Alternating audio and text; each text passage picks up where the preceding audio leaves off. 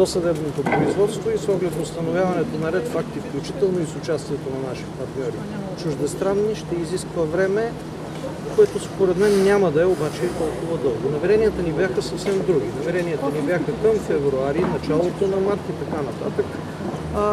Тоест в този обозрим срок да се пристъпи към съдебно разглеждане на делото.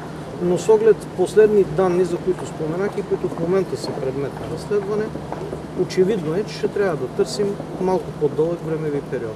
Но това... Да, какви данни последни? Всички тези данни са данни. Тези данни не могат да станат явни сега. Ние можем да ги представим пред съд, но по тях се работи изключително много главно по линия на международната правна помощ и чуждестранни партньори. Има ли все пак някакъв краен срок? Вижте, нека не поставяме краен срок, но ви казвам така.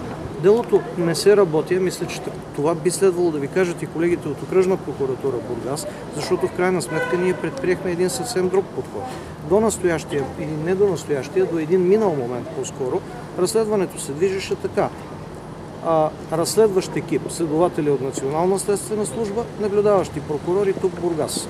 Ясно ви е, че когато едно дело се наблюдава през толкова километри, наблюдаването не е най-ефективно.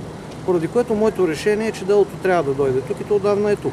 Тоест разследващия екип са следователи от Бургас. Разследващия екип включва оперативни работници и от ДАНС Бургас, разбира се, и от национално ниво, както и от МВР. И наблюдаващите прокурори са прокурори от Бургас. Един от тях е лично окръжният прокурор. В крайна сметка, ние гоним резултат за съд. Ние не гоним спряно или прекратено дело. Ако мога да се изразя така, макар и не юридически, но съвсем ясно. Разследва ли се Несебърския кмет? Такова е Димитров.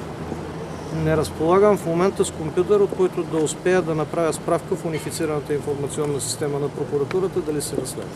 Малко за атентата да попитам, ако може да с мотив, че има нови неща в разследването, бе удължен срока, дали поне около терориста, който се самоуби, има някаква тази националност?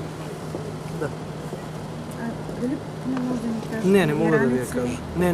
Не мога да ви я кажа. Не мога да ви я кажа не защото се правя на много загадъчен. Но новите неща са свързани с неговата самоличност. И с това. И с неговата самоличност. И с самоличността на други лица. Цацаров, имате ли оценка за Бургаската прокуратура? Не, искам да чуя, всъщност имам оценка, но искам да чуя и отчет. Очакват ли се рокади? Моля, извинявайте, ще ви отговоря. Очакват ли се рокади в Окръжна прокуратура в отношение на апелативна? Рокадите се очакват тогава, когато законно изтичат мандатите на колегите. В смисъл, не може да се очакват рокади сега в Окръжна прокуратура по средата на мандата. Всъщност само ще изслушате и ще се запознаете с работа. Не ще кажа какво мисля. Ако трябва, ако съм дошъл само да... Имате ли данни нещо за Разбира се, че ги имам. Имам данни за работата на прокуратурата. Оценката ще я кажа вътре, но е редно на първо място да чуя техния отчет.